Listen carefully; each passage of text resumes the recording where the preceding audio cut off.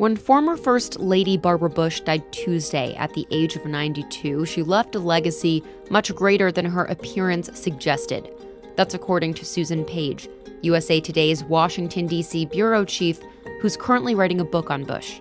I think some people had a misperception about her because of how she looked. She looked pretty matronly. She had white hair. She always wore those strands of fake pearls. And they thought of her as a very traditional First Lady, like a Bess Truman or a Mamie Eisenhower. And in fact, her appearance belied the influence that she had in both the White House of her husband and of her son. Bush made an impression as First Lady, even though her husband, President George H.W. Bush, was only in office for one term. In her formal role, she took on literacy, but didn't confine herself to that one cause.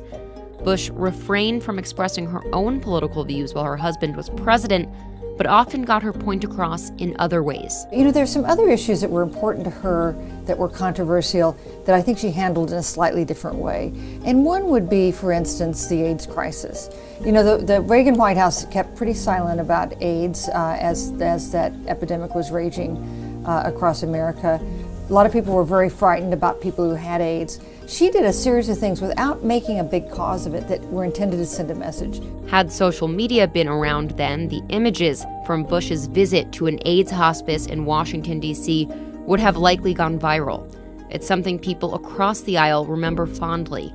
In fact, Page says her passing is a reminder of a time when our nation wasn't so divided. It's not that there wasn't hard politics, there was, and the campaign between George H.W. Bush and Bill Clinton was a very hard-fought campaign, but it was not as poisoned as it is now. It wasn't as polarized. There were people who had friendships across party lines here in Washington. That's less the case now.